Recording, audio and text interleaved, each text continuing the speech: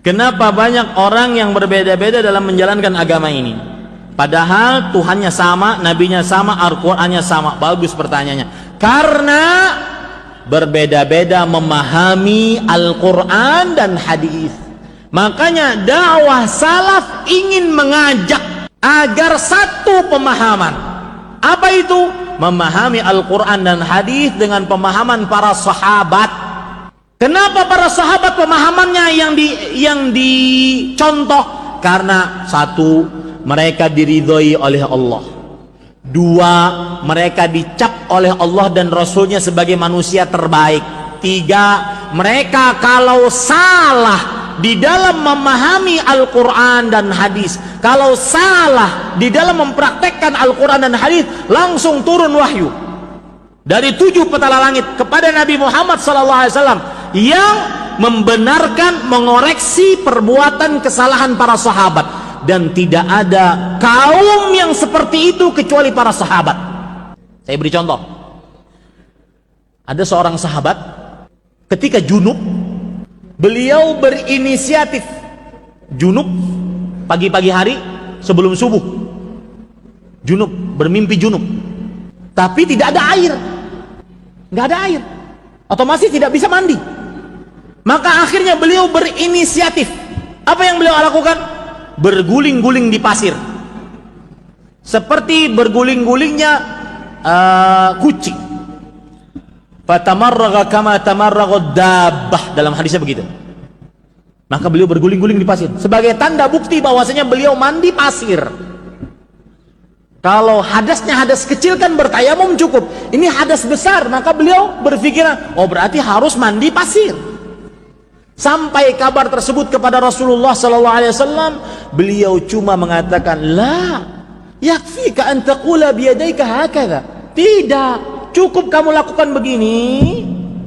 Pegangkan tanganmu ke dinding, kemudian kalau ada debu maka tiuplah, kemudian usapkan ke wajahmu, kemudian usapkan ke kedua telapak tanganmu. Selesai urusan. Lihat, yang salah dibenarkan melalui wahyu.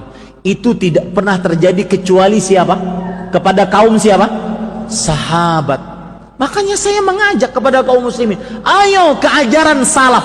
Apa maksudnya? Memahami Al-Quran dan hadis dengan pemahaman siapa? Para sahabat. Apa salahnya mereka? Diridhoi oleh Allah, manusia terbaik kuntum khairu ummah. Kalian wahai para sahabat adalah sebaik-baik umat. Kalau salah dibenarkan dari dengan wahyu. Yang keempat, orang Arab paling paham tentang bahasa Arab dibandingkan orang kita. Yang kelima, langsung gurunya Rasulullah SAW. Yang keenam, beliaulah pelaku sejarah. Hadis itu turun, ayat itu turun. Mereka tahu, paling paham tentang ayat Al-Quran, hadis Rasulullah SAW. Apa kurangnya? Ustadz, kan ada mazhab Abu Hanifah, Imam Malik, Imam Syafi'i, Imam Ahmad. Kemana ini mazhab? Maka kita katakan, imam-imam itu pun ikut siapa? Para sahabat. Dan saya katakan dengan tegas, tidak mengapa Anda belajar mazhab Syafi'i. Fikih mazhab Syafi'i diantaranya matan, ghayah, wa taqrib. Belajarlah. Belajar fikih di sana, silahkan. Tetapi ketika Anda mengamalkan sebuah amalan, maka harus berdasar dari Al-Quran dan hadis. Belajar fikih tujuannya apa?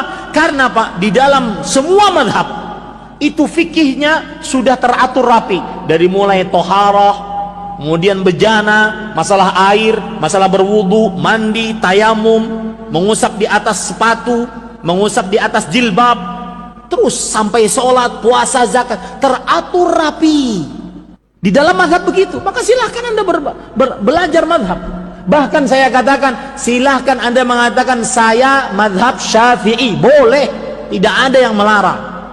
Asalkan kalau beramal harus berdalil dari Al-Quran dan Sunnah yang dipahami oleh para sahabat. Nah itu sebabnya yang bertanya ini, kenapa Tuhannya kan sama, nabinya sama, kitabnya sama, yang beda apanya?